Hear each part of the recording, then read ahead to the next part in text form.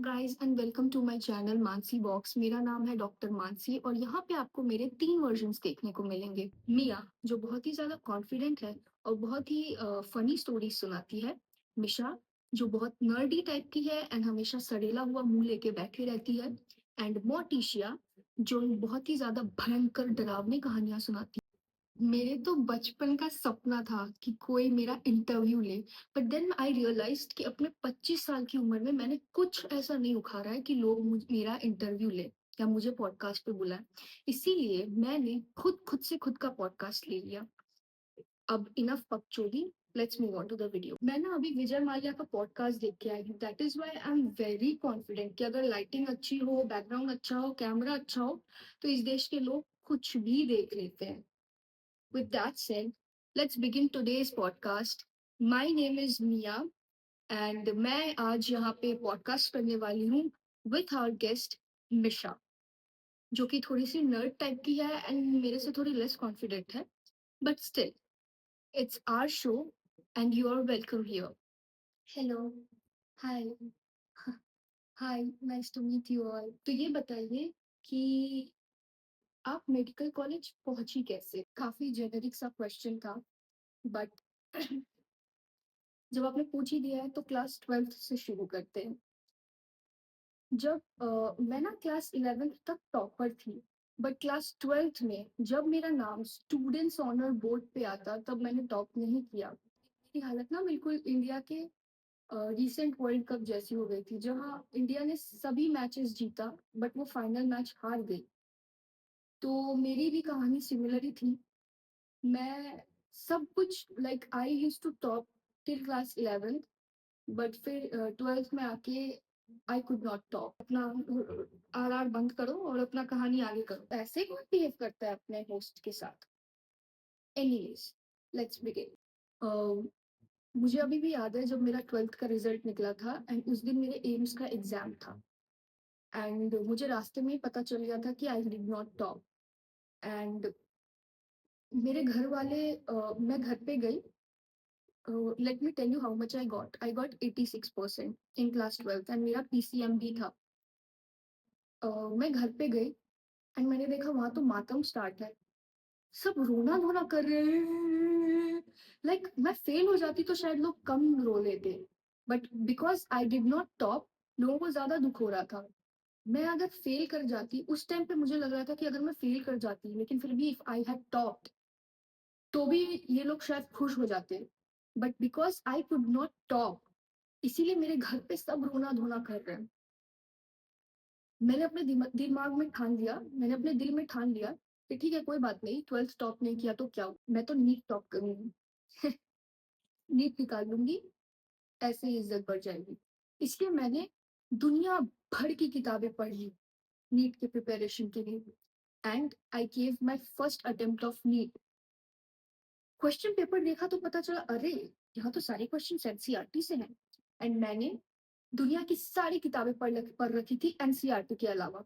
NCERT को revise तक करना ठीक नहीं समझा मैंने नीट देने से पहले, क्योंकि मुझे लगा ये पतली सी बुक कौन पढ़ेगा। हाँ, मुझे क्या पता था कि ये आने वाले कुछ सालों में ये पतली सी बुक मेरे जीवन का जंजाल बनने वाली है।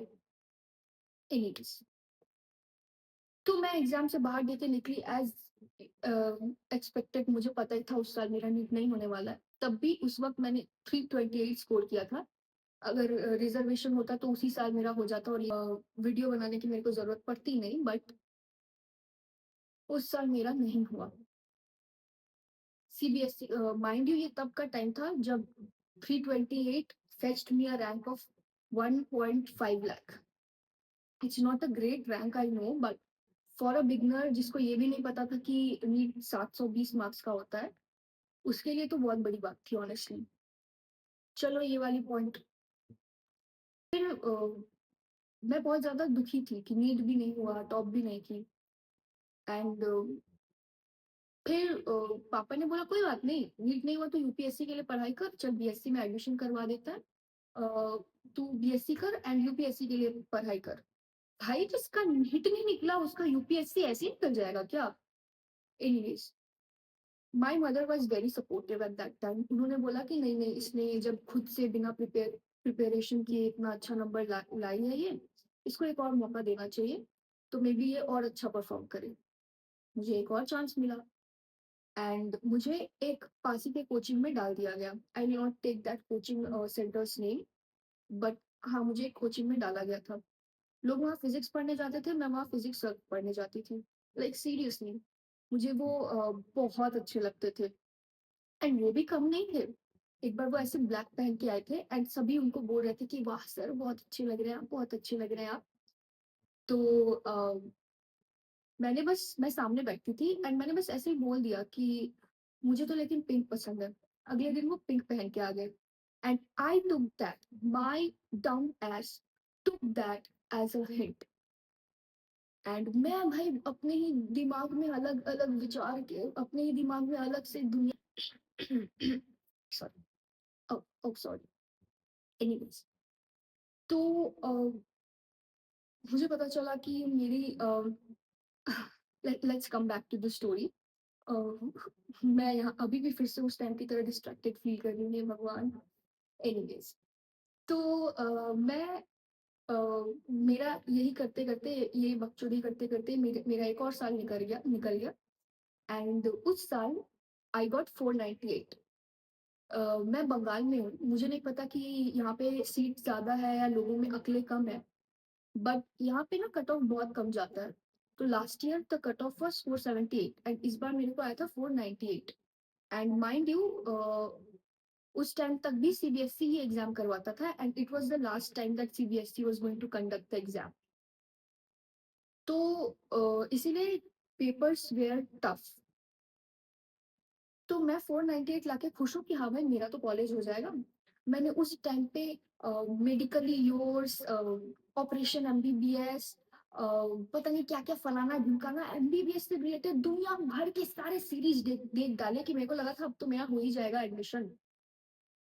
50,000 रैंक थी उस साल मेरी, फिर भी मुझे लग रहा था कि मेरा सिलेक्शन हो जाएगा, यूआर कैटेगरी में। That's the level of delusional person I am. That's the level of delusion you should have in your life. Anyways anyways, फिर मैं गई वहाँ पे एंड मैं इतनी बड़ी पागल कि उस टाइम पे डब्ल्यूबीएमसीसी, हमारा West Bengal Medical College Council हमारा काउंसलिंग करवाता है। मैं फर्स्ट राउंड में गई, मेरा फर्स्ट राउंड में तो किसी भी हालत में गवर्नमेंट मेडिकल कॉलेज नहीं हुआ। I got a private medical college. तो just like any other same person would do, मैंने फर्स्ट राउंड में एडमिशन ही नहीं लिया एंड मैं बैठ के सोची हूँ कि ठीक है, फर्स्ट राउंड में प्राइवेट तक पहुँचा है, सेकंड राउंड में गवर्नमेंट मिल जाएगा। सेकंड काउंसलिंग का टाइम स्टार्ट हुआ। मैंने अपना लैपटॉप खोला, मुझे पता चला मुझे काउंसलिंग से ही निकाल दिया गया। क्योंकि वेस्ट बंगाल का पता नहीं कौन-सा झांटू-सा रूल था उस टाइम पे कि अगर आप एडमिशन नहीं करा रहे हैं फर्स्ट राउंड ऑफ काउंसलिंग में, तो सेकंड राउंड में आपका कैंडिडेचर ही कैंसल कर दिया जाएगा।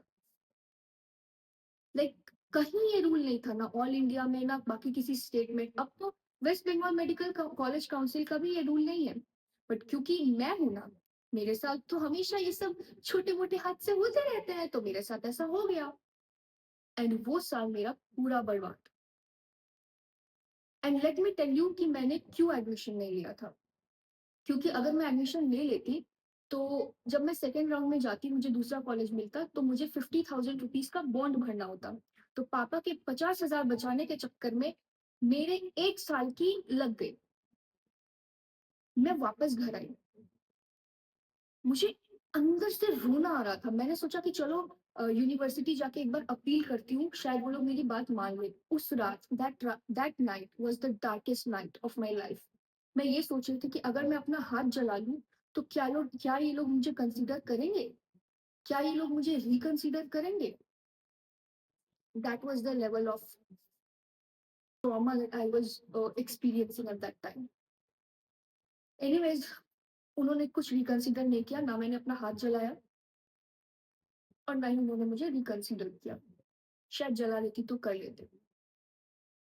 उफ़, फिर मैं वापस आई घर पे। अगेन मेरे घर पे मातम का माहौल छाया था। लास्ट टाइम तो पापा नहीं रो रहे थे, बट इस बार I saw him crying. To be honest, तब तक मेरा डॉक्टर बनने का सपना चूर-चूर हो चुका था, मुझे डॉक्टर नहीं बनना था। मेरे दिमाग में था that I want to become a film director, film maker बनना था उस टाइम पे। आज अलग जुनून सवार था। पर पापा की आँखों से आँसू देखकर I realise that no, I can not give up. इतने पास आकर तो नहीं छोड़ सकती। मैंने फिर से तैयारी शुरू की एंड लॉकडाउन आ गया। लाइक उस साल I was very confident, mock test वगैरह में भी 600 प्लस जा रहा था, 550 600 प्लस जा रहा था, तो आई न्यू दैट इस बार मेरा सिलेक्शन होना पक्का है। भगवान ने कोविड भेज दिया एंड मैंने सुन रखी है कोविड की बहुत सारी मनोहर कहानियाँ कि लोगों का कोविड काफ़ी अच्छा बीता है। मेरा कोविड महा बेकार बीता था। बिकॉज़ आप घर से ऐसे ही पिछले 1 साल से निकल नहीं रहे हो। ऊपर से कोविड आ गया, अब आप और नहीं निकल सकते। दोस्तों से उस टाइम तक कोई कॉन्टैक्ट नहीं रह गया था because I was a NEET aspirant और एस्पिरेंट से कोई कॉन्टैक्ट नहीं रखना चाहता है। The moment you become successful 50 लोग फिर आ जाएँगे आपसे मिलने के लिए कि हाँ, अरे वाह! मुझे पता था तेरा निकल जाएगा। But as long as you are aspirant, nobody wants to talk to you. This is a harsh truth. So I was very lost and NEET का टाइम नीट पोस्टपोन हुआ था and we were living in a period of uncertain. हमें मालूम ही नहीं था कि आगे क्या होने वाला है। तो नीट का फाइनल डेट आता है जुलाई। आई वाज रिलीव कि ठीक है चलो अब जुलाई को होगा exam and I was preparing, I was giving tests, I was working my S of, I was studying my S of, but फिर से हो जाता है नीट पोस्टपोन। इतना गुस्सा आया था ना, मन कर रहा था अपने सर के बाल नोच लूं। बट फिर हो गया मेरे पापा को कोविड।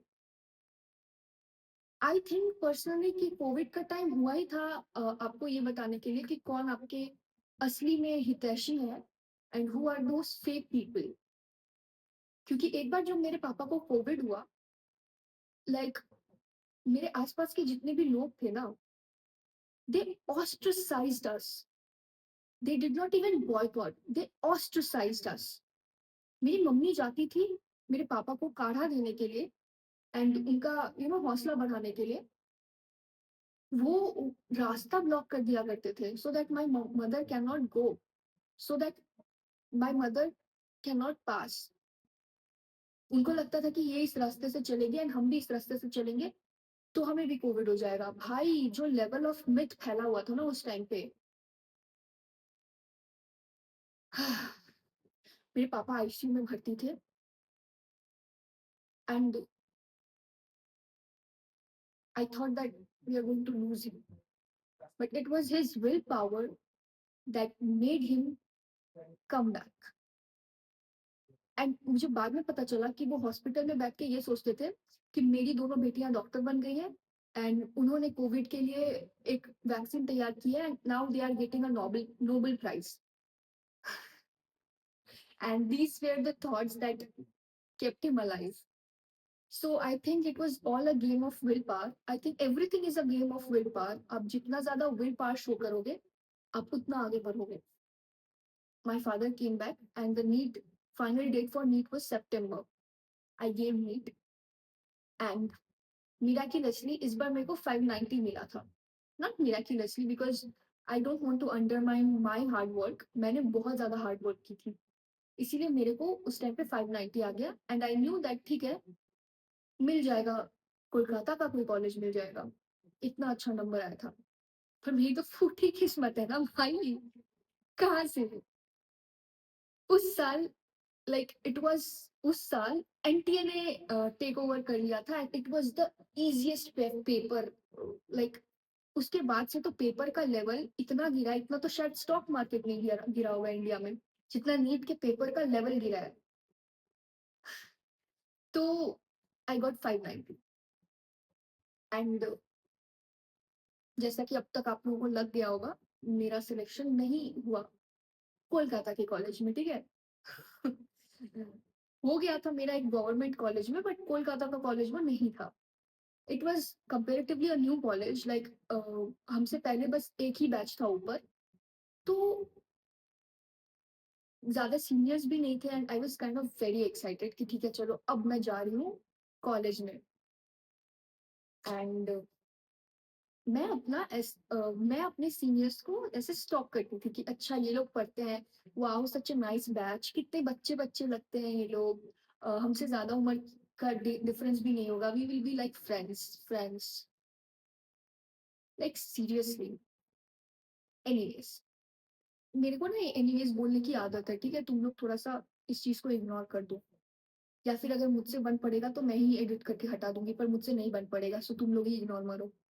सब कुछ मैं ही करूँ क्या? कुछ तुम भी करो।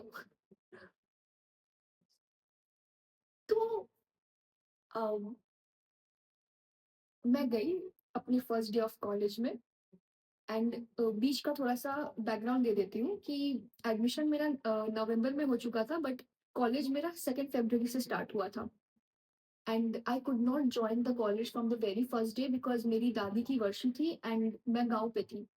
तो इसलिए I joined the college after 1 week and उस टाइम तक ना सबके ग्रुप्स बन चुके थे and I was the odd one out. Like एक तो बहुत ही बड़ा-सा ग्रुप था हमारे बैच में, लाइक वो लोग सबको ऐसे हम साथ-साथ है करके चलते थे एंड बाकी बहुत सारे अपने छोटे-मोटे ग्रुप्स भी बन चुके थे एंड क्योंकि मैं नई थी कंपैरेटिवली, तो I became a point of discussion and I still remember the first day of my college. मैं पहले दिन अपने कॉलेज पहुँची एंड पहुँची एंड उसी दिन बाय लक या मेरी फूटी किस्मत, इंटर इंटरैक्शन होने वाला था सीनियर्स के साथ। मुझे लगा इंटरैक्शन है भाई, रैगिंग थोड़ी है।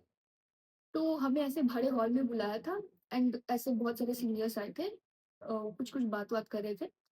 मुझे तो एंड वो लोग कुछ-कुछ क्वेश्चन पूछ रहे थे। मैं हाथ उठा के हाँ, ये, हाँ, हाँ, मैं, मैं कर रही थी। क्योंकि मुझे लगा कि भाई this is very normal, this is what I used to do in school back then and मुझे लगता था this is cool kind of. तो मैं हर चीज़ में बहुत ज़्यादा बकर-बकर कर रही हूँ। एक पॉइंट के बाद ना मेरे को सीनियर ने डाँट के चुप करा दिया and at that point I do not even blame that senior because मैं उस दिन बहुत ज़्यादा बकवास कर रही थी। And that is how I cried on the very first day of my college. तो मुझे क्या पता था this is just going to be a series of days when I am going to cry while being in this medical college.